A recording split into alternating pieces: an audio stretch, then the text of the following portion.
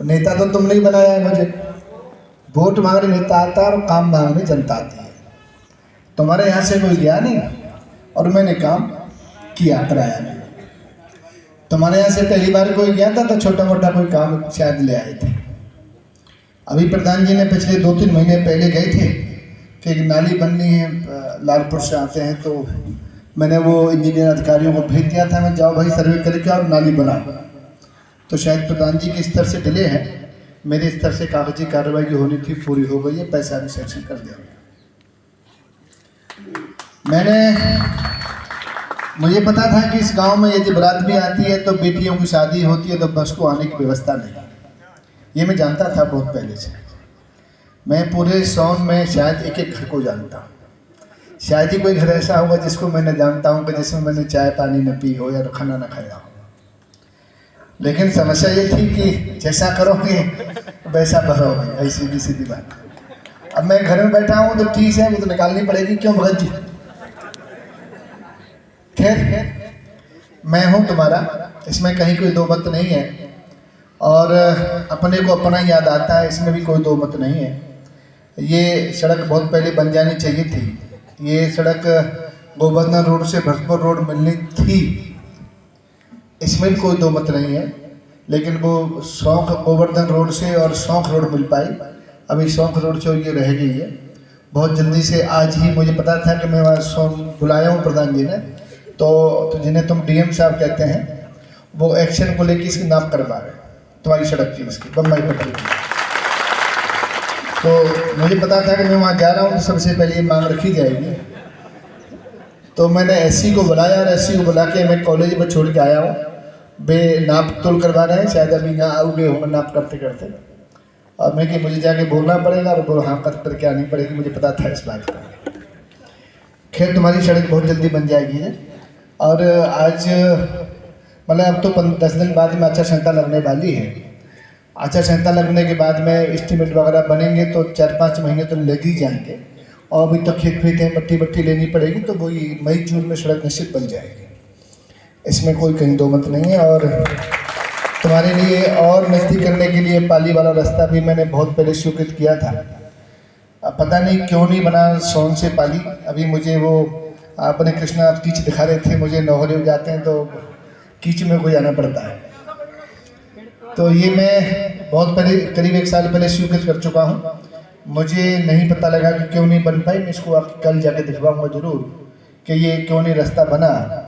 और मेरे ख्याल से एक छोटा सा काम और बताया था, कोई वो नगरिया की तरफ जो पानी भर जाता है नाले तक के लिए, तो उसे भी मैं जल्दी करवाता हूँ। और कोई इसके बाद तो बात है नहीं।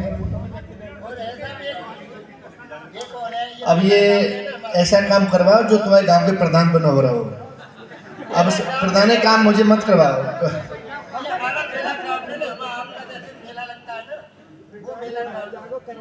नहीं, मेला ग्राम में प्रधान जी कर लेंगे। ऐसा काम कोई ऐसा हो जो प्रधान के बस की बात नहीं है, वो काम मैं करूँगा तो ठीक रहेगा। गाँव में ये छोटे छोटे काम तो प्रधानों के अंदर में आते हैं, प्रधान करेंगे। और मैं आपसे ये अनुरोध जरूर करूँगा कि हाँ चाचा बता क्या रह गया।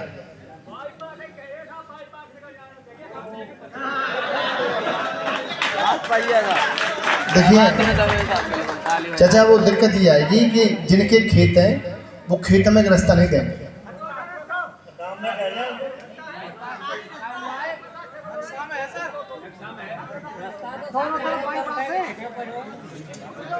नहीं, फिर मैं पैसा सैंक्शन कर दूंगा और बाद में फिर तुम रोकेंगे तो फिर मुझे गुस्सा आवेगी, फिर देखिए ना आप। नहीं, जिन के खेत होंगे फिर वहाँ खेत में रोएंगे, मरेंगे, मारेंगे, फिर मारूंगा नहीं मैं। इसलिए आप देख रहे ना,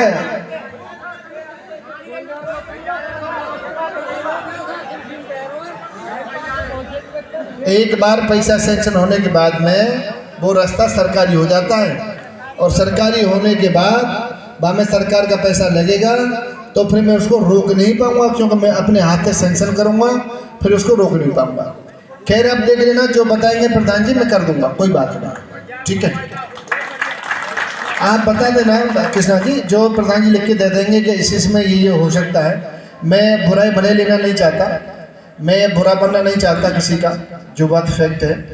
और मैं तुम्हारा नहीं, मैं पूरे ज़िले में ही कहीं जहाँ विवादित कोई बात होती है तो मैं चुप पड़ जाता हूँ। तो मैं बुरा भला बनना नहीं चाहता, लेकिन आप जो कहेंगे कि हम सब लोग सहमति से तैयार हैं तो मुझे कोई दिक्कत नहीं। ठीक है, घर घर में पानी बहुत जल्दी आया जा रहा है, गंगा जल पानी तुम्हारे लिए पीने को मिल रहा है। वैसे हालांकि तुम बम्मा के ऊपर बैठे हैं, पर ये बम्मा नहीं है, ये कैंसर नहर है, कैंसर बम्मा है, कैंसर माइनर है। इसमें पूरा गंदगी आती है फरीदाबाद दिल्ली की, पूरे केमिकल्स आते हैं और इसी पानी को हम पीते हैं, तो ये कैंसर पानी है। इससे बहुत ज़्यादा बीमारियां हो रही हैं। तो मैं समझता हूँ अगले 3-4 महीने बाद तुम्हारे पास गंगा जल पीने को मिलेगा। हर घर में टोटी बहुत जल्दी खुल जाएगी। ये मेरी जिम्मेदारी है। सबसे पहले कोटन पट्टी का ध्यान है। पानी भी गंगा जल यहाँ से नहीं, गंगा जी में से नरोरा से आ रहा है। अब तुमको गंगा जी में नहाने की ज़रूरत नहीं है, टोटी खोलो और नहीं नहाने। अब तुम्हें वहाँ गंगा जी जाने की जरूरत नहीं, गंगा जी जाके गंगा जी नहाने जा रहे हैं। अब ये पानी जहाँ तुम गंगा जी में जाते हो नहाने के लिए नरोरा पे, वहीं से पानी आ रहा है, तो उसी पानी में नहाना। सोचना ये है कि हम गंगा जी में नहा रहे हैं, पानी तो वो है ही, तो वहाँ ना गंगा जी में तुम लोग नहा लेंगे। तो ठीक है, काम तुम्हारे हो गए। मैं ये अनुरोध करना चाहता हूँ, देखिए जो तुम्हारे रक्तों में खून बहता है वो वही खून मेरे रक्तों में बहता है। मैं आप ही की पैदाइश हूँ, मैं आप ही का हूँ। जैसा आपने मुझे खिलाया पिलाया है, जैसा आपने मुझे संस्कार दिए हैं, वो संस्कार मेरे अंदर है। लेकिन लड़ाई तो बाप बेटा में भी होती है और लड़ाई का तो अधिकार रहता है, उसमें कोई बात नहीं। मैं आपसे ये अनुरोध करने के लिए आया हूँ, मैं एमएलए एमपी बनूँ न बनूँ उससे कोई अंतर नहीं पड़ता है। तुम बड़ी भाग्यशाली हो, ऐसी जगह पर पैदा हुए हो कि यहाँ तुम्हें कोई दिक्कत नहीं है। दिक्कत उनको है जहाँ पर हिंदू एकदम चुप रहता है, हिंदू एकदम छिप के रहता है। दांतों के बीच में जैसे जीव रहती है वो वैसे रहते हैं। आप लोगों को नहीं पता है सब। मैं पूरे देश में दुनिया में भगा डोलता हूँ, मुझे सबके बारे में पता है। इसलिए हमको ये देखना है कि ये छोटे छोटी बेटी बैठी है मेरे पास सामने, ये अगली साल 30 साल बाद ये बच्ची बड़ी होगी तो उसकी इज्जत कैसे बचेगी। ये हमारे जो बच्चे बैठे हैं, हम साथ पीने की व्यवस्था की बात करते हैं, अगली पीढ़ी में आने वाले हमारे बच्चे क्या इस स्कूल में पढ़ पाएंगे कि नहीं पढ़ पाएंगे। कहीं ऐसा न हो ये सोनगाल खाली करके भगना पड़े, कहीं ऐसा न हो कि हमको धर्म परिवर्तन करना पड़े। इसलिए सोचने की विषय की जरूरत है। एमएलए एमपी मुझे पता है कि मैं तुम लोगों ने नेता बना दिया हूँ और योगी जी के आशीर्वाद से बना हूँ। योगी जी ने तुम्हें दिया है, तुम्हारा कलंक धोया है। बीजेपी ने भगत जी तुम्हारा कलंक धोया है। तुम आज तक प्रमुख से ऊपर कहीं नहीं जा पाए और तुम्हारा कलंक धोया। तुमको इतना बड़ा जिले का सबसे बड़ा पद दिया। आज तुम्हारे यहाँ एमएलए भीख मांगते हैं कि 1 किलोमीटर हमें दे दो, 1 किलोमीटर हमें दे दो।